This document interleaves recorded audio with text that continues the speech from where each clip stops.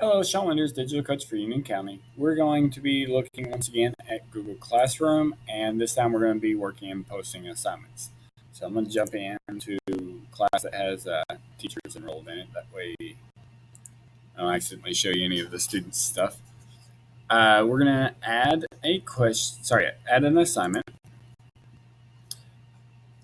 Now, there's multiple ways you can post things out to students. So we'll say worksheet one, and I'm just going to share out a document.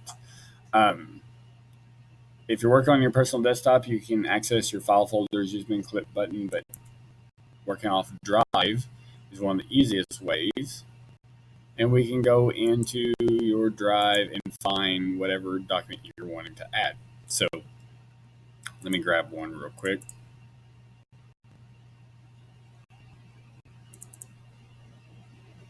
And notice I'm working on my start file just to kind of speed me along just a little bit more.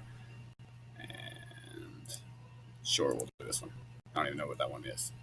So I have options. I can have students view, can edit, can make a copy.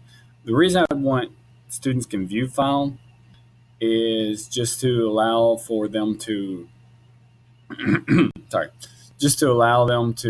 see the directions. So if this is just a directions page, I don't want them to edit. I want them to create their own thing. I would do the view. Students can edit means they're going to edit whatever I'm seeing out. So what I'm going to do, I want to make a copy for each student. And once again, you can do your due dates and set those in place. You can do topics. I can assign it to individuals.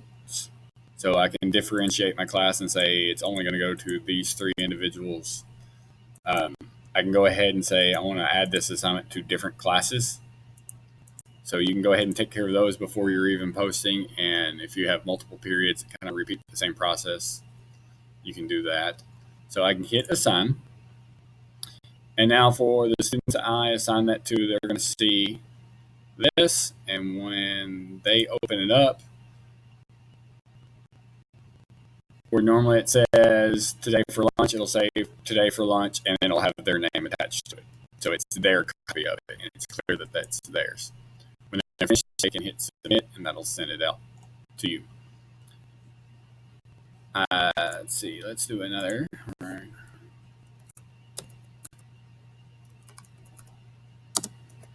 Now I'm just kind of naming these randomly.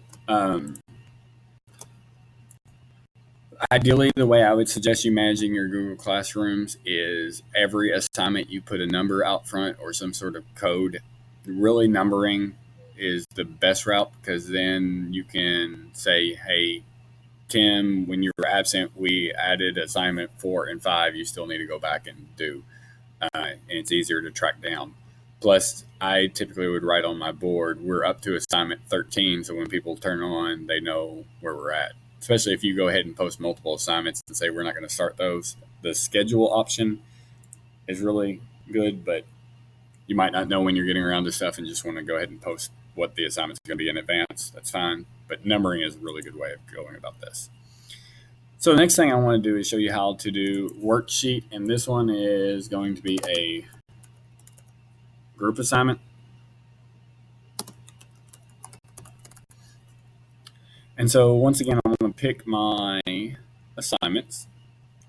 And really, if you just worked on something recent, is a really good way of looking for something. If you just tweak a worksheet, recent's going to cause it to pop right back up. Even if it's just adding a couple of spaces into an old worksheet, that'll help you along. So I'm going to go back into my assignment. And because I'm doing this as a group thing, I'm going to already know partners for proofreading group 1 are just these 4 students.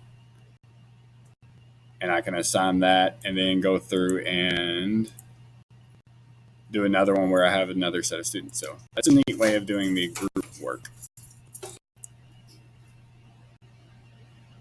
Sorry. As I was saying, if you do the groups like this, you have to kind of determine, all right, I know group 1 is going to be these students. I personally like just saying, let's go ahead and post.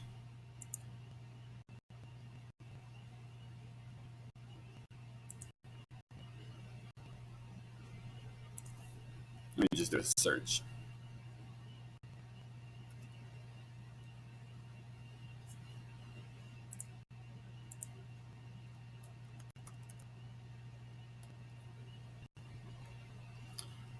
Proofreading group 2.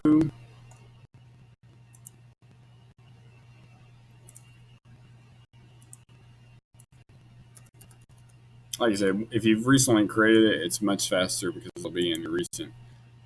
I'll just do that. I like to go ahead and have these posted, and then I'll go around the class and say, Tim, Sally, and Mark, you're group 1, you're all group 2, group 3. And then when the students go in, they'll just click the group that they belong to. That's really good for at least the higher level, higher age students because they can recognize that. Otherwise, for my younger ones, I might go ahead and just say this method where you select which students are in what group. You just have to repost the assignment. Worksheet 2, group 1. Worksheet 2, group 3. But on the kids side, they're only going to see what was assigned to them. And you want to mess that up a little bit. You want to, when you post this, let's edit.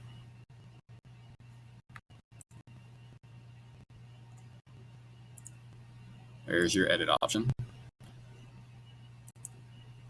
Can't edit, can't edit, can't edit. You'll notice I'm not doing make a copy for each student. I'm doing can edit. That way they have that. And the reason I didn't have that option this time around because those sheets are actually already shared out. But there's that. And then students will just go in and pick which assignment. So that is working with posting the assignments. And once again, doesn't have to be docs. You can do the same thing with slide with the group activities and the shared documents. There's one other way you might want to work, and that's say I was to create an assignment, and I want to, let me just start a new document.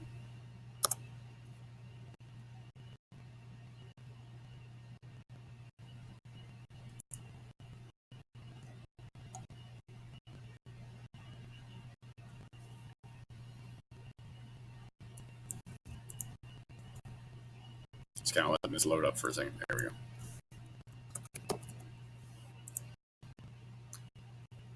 Let's say I wanted to post this to the students. It's saving. All right.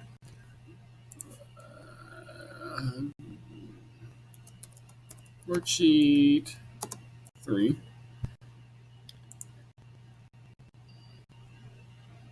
Now, you really have to watch assignments like this, but they do work.